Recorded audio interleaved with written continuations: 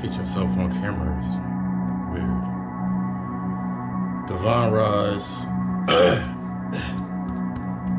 My throat. Divine Rise. Blessed be to your day. On this winning the day, we understand to win the day, we must understand the night before. And it made me think about,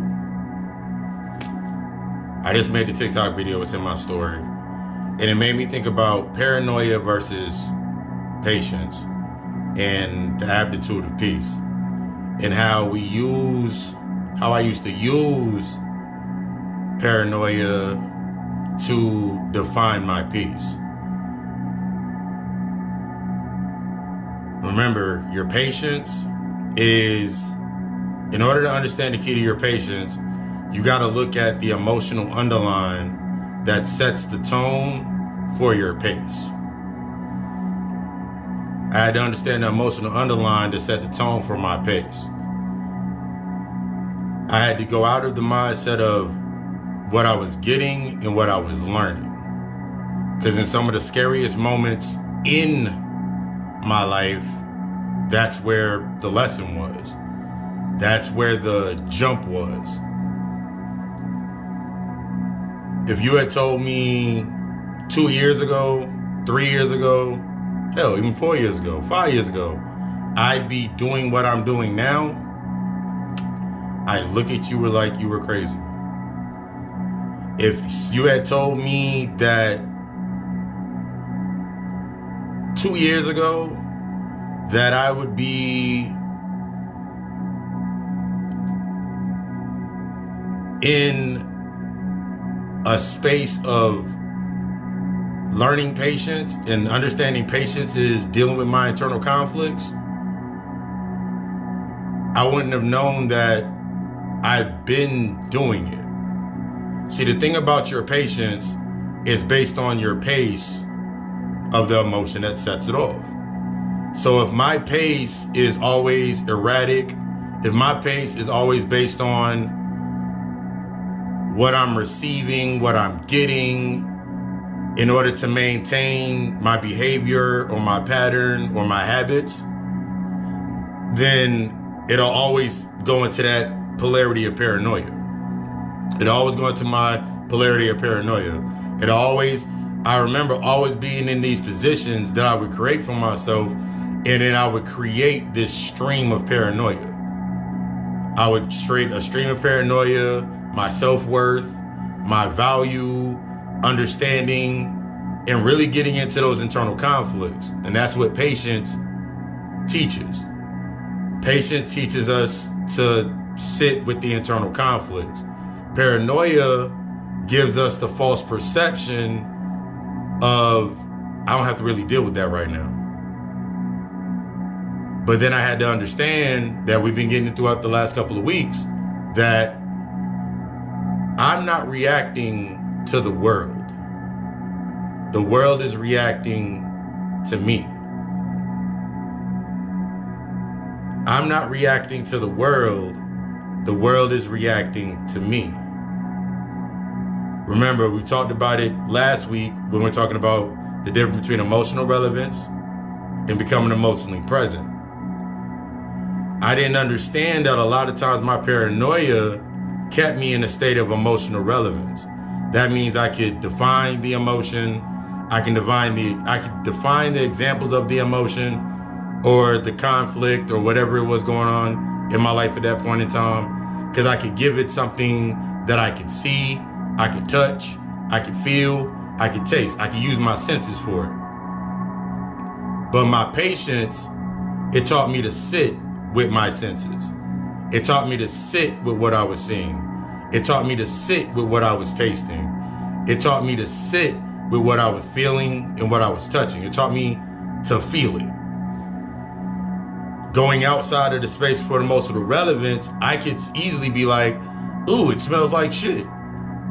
But now if I know what smell, if I can't imagine myself going through the rest of the senses, then I'm not really becoming emotionally present.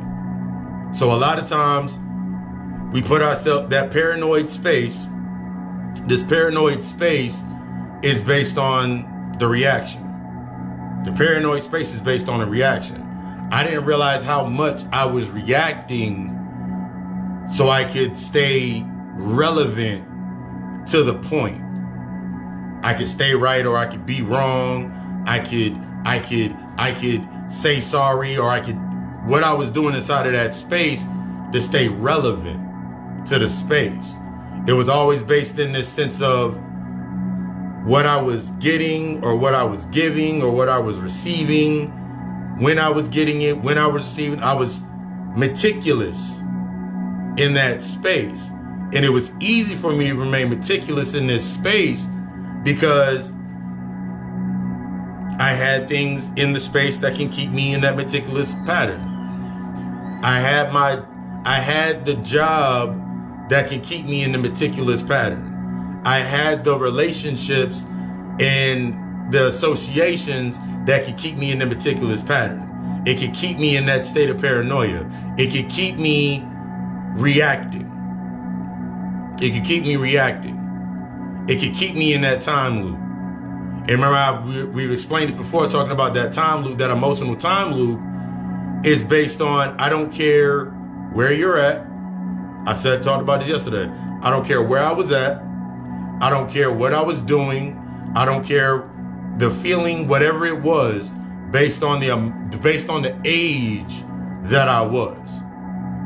Based on the age, whether I was 25, 26, 27, 28, 29, 30, whatever age it is. I had to first accept that my lack of patience based in that age and me looking at that space, looking like, damn, I should be here. I should be doing this. I should be here. I had to realize that my development up to that point I wasn't present. I was only present based on the emotional relevance of the age of the first time that I had that thought or a thought or any thought in that thought process. Let's go back to think about when you were little and you imagine. I remember we had home ec back in those days. I remember being in home ec and we had the career aspect. We were like, we're going to learn our career, the base pay of our career, and what it would look like. My base pay was a doctor. I didn't know that I'd be doing this is how you don't understand. Like, everything you doing is helping you understand the position, but you got to go back to it sometimes. That's what patience teaches us. So I'm sitting there in that space and I'm like, yo, I'm going to be a doctor. I said I was going to be a doctor. I remember looking up how much a doctor made, the base salary of a doctor back in, I want to say this was like 96, 97, around that age, whatever, around that point. I can't even remember the year no more. Year don't even exist.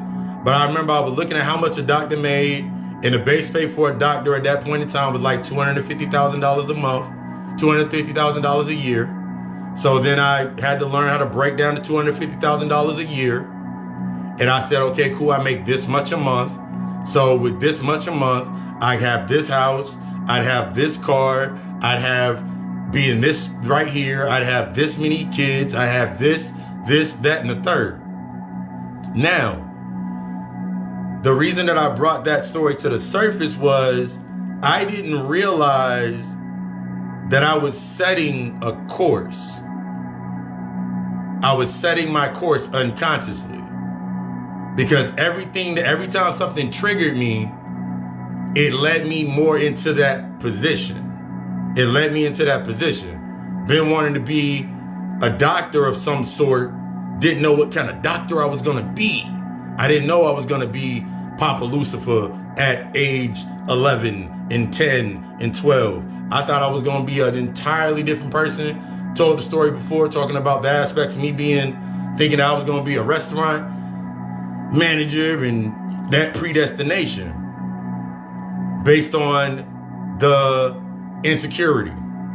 See, our emotional relevance, the insecurities, the things that created the pattern that's our insecurity, the jealousy, the doubt, the worry, those are the things that weigh you down into a state of preserving. that keeps you in a state of preserving, that keeps you in a state of the light, that keeps you in that state of that light, so you're not getting into the darkness.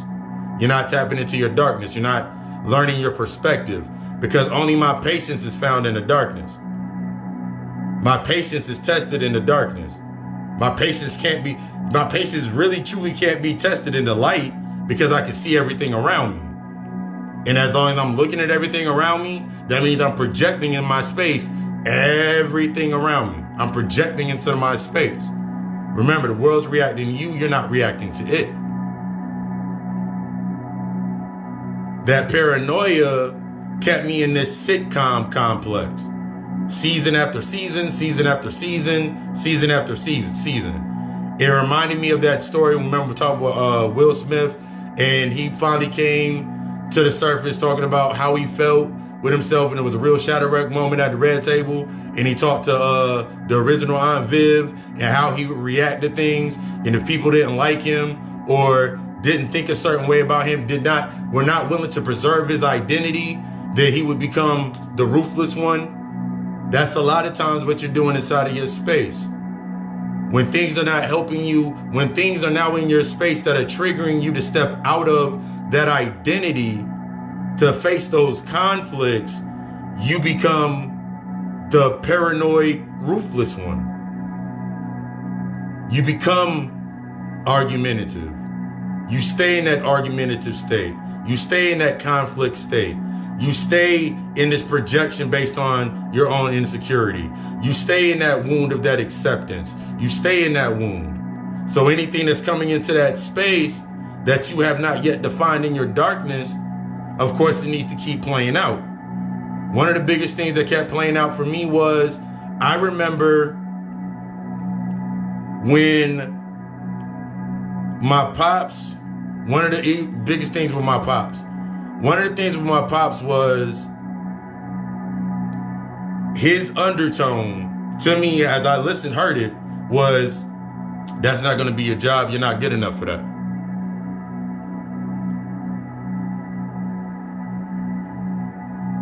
That's not going to be it. You're not good enough for that. I didn't realize that now that I can go back. I remember the day so that led me to the day that I went back. I remember one of the last days in learning my patience and the lessons that came up after it. I remember a day I went over to my mom's and my pop's house, and they were standing in the living room. They were sitting in the living room. No, they were standing in the kitchen. My pop's about to go down the stairs to go in the garage, go smoke his smoke. But I'm sitting there in that space, and I'm like, all right. I said, Pop, before you go down there, I want to tell y'all guys something. That was the day that I thanked my mother and I thanked my father. That was the day that I thanked them. I was like, Mom, I thank you for everything that you have shown me, everything that you have done to the best of your ability. I understand that there's those things that you had to work through. I understand there's still things that you got to work through. But I thank you for creating a space based on what you knew the most of. Said the same thing to my pops. When I showed you, like, all they could do was cry. All they could do was get really, really teary-eyed. My pops up to this point never really showed his emotions. He never was one to really show his emotions like that. So for him to tear up and for him to go walk away, I knew that I integrated with the shadow. Because up to that point, my paranoia had me in this fear of becoming my father.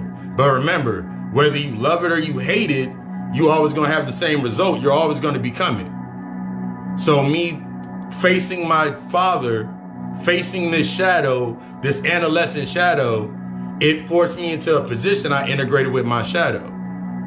From there, the emotions were up. A lot of things were uprooted. This was like, say about 7 years ago.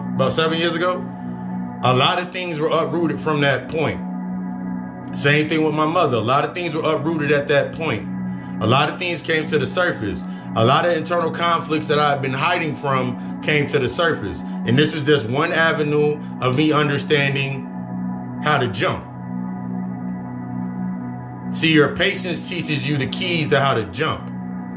When I'm sitting in my state of patience, when I'm sitting in that state of patience, I know how to jump into it's not jumping into the positions that I can control. It's about the stepping in the position and bringing it into my favor. And that favor, just like your healing, is destructive. Being able to bring things into your favor is destructive. It's not meant for you to see things the way what it is, but you're seeing things for how they are. You're seeing it for why it's there. Why is this in my space now? Why do I keep, because in that state of paranoia, I had to learn that as long as I stayed in that state of paranoia with myself, as long as I stayed in that state of paranoia with myself, I always jumped into places of comfort. And remember, comfort is reaction. I'm going to keep saying that. Because that's the mantra for the month. Comfort is reaction. So as long as I could react inside that space, as long as I knew what to say, what not to say, how to say something, as long as I knew how to react inside that space, to keep that projection relevant, I was comfortable. It didn't matter if it was negative, positive, good, bad. It didn't matter what it was.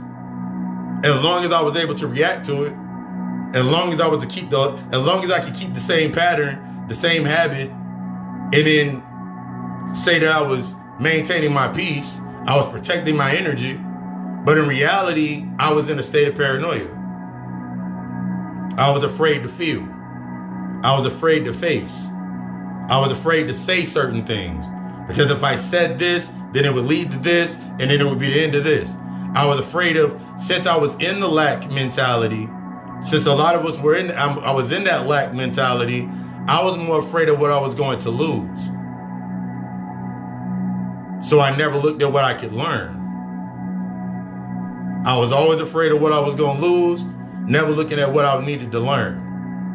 See, being stuck in that lack mentality creates the pattern or that path of lack. That means everything that I will do will be in reaction to my lacking. That means it'll never, and then this keeps you in that emotional loop. Nothing will be good enough. Nothing will be good enough. Therefore, if nothing is good enough, then think about the aspects in the financial aspect. Nothing is worth saving. Because I'm always going to think, if I put this over here and I say I can't touch it, then I'm going to create a reason, because of paranoia, I'm going to create a reason to need it. I'm going to create a reason to need it. So I'm going to keep pinching into it. That's like me sitting here like, okay, cool. I got this. That's like me sitting a jar right here that got money in it. And I say what this money is for. And I say what this money is for, what this money is to do, what I'm supposed to be doing with this money, what that money is for. I've defined that money to what it is for. Here's the problem. If I'm doing it from a state of paranoia, then my patience is going to be delivered based on fear. That means I'm looking for something instead of becoming something. But if I practice my aspects in my patience, knowing that I got to go through that internal conflict, I know what's going to come up. I know that there's going to be a point in time where I need to go get something. I know there's going to be a point in time where somebody's going to need some money. I knew there was going to be a point in time my mom would come up and be like, hey, I need a couple dollars. I knew there was going to be a point in time somebody was going to need something or need to go somewhere. I knew that was coming. But my paranoia, me staying in that state of emotional relevance, the same way that I put that money in there was based on anger anyway. The same way I put that money in there was based on acceptance. Because in the back of my mind, being honest with myself, the only reason that I wanted to get that crib at first was so I could prove to the imaginary thought processes that I created that, I could get that house by doing what I'm doing. But I'm not understanding what I'm becoming inside of that space.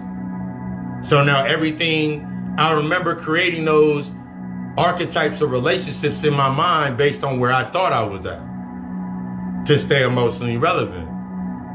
You ever thought about, think about it when you think about the creation of relationships inside of your mind. You will create the archetype of what it is that you need in order for you to be who you think that you are, to avoid the conflict. That's always from the traumatic sector. That's the comfort. That's how your ego was created. That's how the handicap was created, that crutch.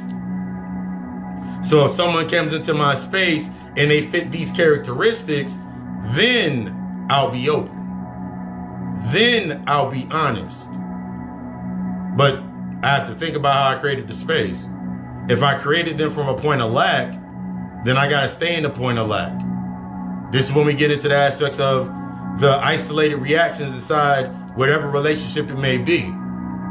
I remember a lot of times going into spaces and based on my lack of something, when I went into a space, then naturally, the more that lack was fed, the more that lack was fed by something external, then I could bring my problems out. I can bring the insecurities out. I would have to use the jealousy. I would have to use the avoidance. I would have to use the neglect. I would have to use the rejection, because that's how I created that space. So the way that I would deal with things was, okay, neglect, reject, project, deflect, abandon, separation. And I would just keep doing those things when it came to a certain point in time, the breaking point of that space. So I could stay in that state of paranoia. Ain't nothing this, and this. Ain't nothing understanding this, and this. I needed to sit down with myself. And that's what was in my space was teaching me. But if I was stuck in the reaction, then of course, what do you think I'm gonna do? If I'm stuck in a state of reaction, that means whatever space I go to, I don't care where I go to. For example, me going to the gym. For example, me going to the gym every day.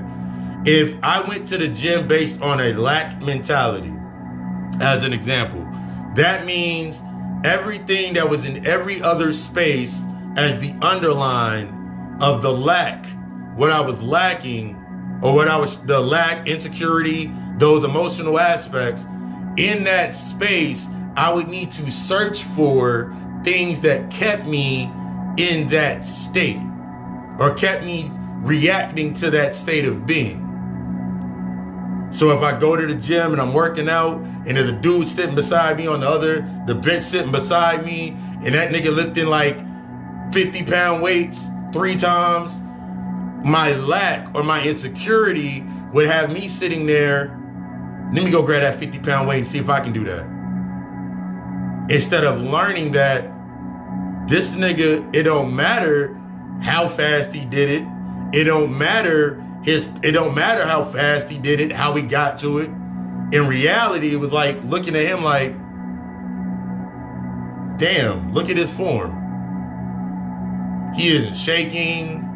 Look at his form. Gauge over, look at his form, be like, all right, cool. So now I have to look at where I'm at in my truth of myself. That's where you got to get into that patience. You're removing the necessity of something externally to define where you're at. That takes away a lot of the wound. Being able to look at myself and look at where I'm truly at and why I'm there. And why do I keep ending up in this same space? I get to this point right here. Why can't I go past this point? You got to go look back at what you're at. A lot of the patterns that we face is based on deflection. A lot of the patterns that we face are based on projection. A lot of the shit that we do is based on the internal wound. It's based on staying in that isolated comfort. I'm comfortable being me. Who are you? Why are you that person? What made you be that person? What brought that into light? If that's truly you, Can you go back and apologize? Can you go back and forgive and thank the ones that made you that way? Can you go back literally and look at the people who made you that way and thank them? You can't face them and thank them, then that's not really you. That's one thing that I had to learn. If I could not go back to those points that I had access to, even if it wasn't in the physical, but like, that's why I give a lot of my clients the obituary letter when, like, if you have like, let's say your pops or your mom or a relative passed away, even if they didn't pass away, but you've lost physical contact with them, writing that letter out, and the 3 points in this letter is what they did, how I reacted, what I learned, and thanking them. That's the body of the letter. The beginning of the letter is what they did, what you learned,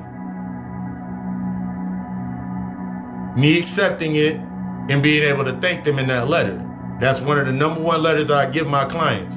That, or I have a whole ton and a whole glorious ways to interact with your shadow. But that's one thing that I had to learn for myself. I cannot teach or I cannot counsel and give the lessons until I've learned that lesson for myself. Learn the basis. I don't care what it is in the physical aspect that you get stuck in, it's usually based under the same emotional algorithm, the same source code. If it's fear, it's hatred, guilt, shame, doubt, insecurity, jealousy, it's under that same alignment. So now we can attack it since we get to the root. That's why you can't attack it if you ain't getting to the root. That changing that perspective, understanding the potential, understanding your purpose in that space. If I try to stay in the light trying to preserve things, then my paranoia is going to be like, the same way that you don't really hate Jesus, you don't really hate Allah, you don't really hate them, you hate what you put under them, under the representation of what brought you to your point. And as long as that's still present, anything that comes into your space to teach you how to grow, that's all you've been doing. So now look at your point of reaction when you're trying to put some things down. I'm going to put everything I learned behind this door. I will not go behind that door because it reminds me of this, that, and the third. But the longer that you look at the door, the more that you start to see yourself. But you got to remove that image that you have of yourself in there. I'm good where I'm at. If you were, then you would be at peace. You would be able to practice your patience. You would be able to invest in the changes to win the day by understanding your night before. It's time to take that assessment. It's time to take this assessment with yourself. My assessment was 10 plus years and still going. That's the one key. Once you remove it as it's a job and stop treating it like a job and treat it as your privilege to learn yourself, that's when you tap into the love. That's when you tap into what you truly are. But patience is war. Healing is destructive. What are you willing to destroy to become the true you? That's what we got into this week in the God Hour podcast. When we got into that paranoid whispers. That's what we got into in the God Hour podcast. We got paranoid whispers. Tonight we gonna get into a little something deeper on the God Hour show. But I desire you to be the fucking best. I desire you to become the fucking best. I desire you to allow the transition to happen for you. I can tell you from the experience that it does shred, it does hurt, it does rip, it does tear. But we know that any workout, something got to be broken down in order to be building yourself up. Stop trying to build up that light and get into your darkness. Readings, consultations, and all my other services, hit me in the inbox and let's book something up today. I love you. We love us.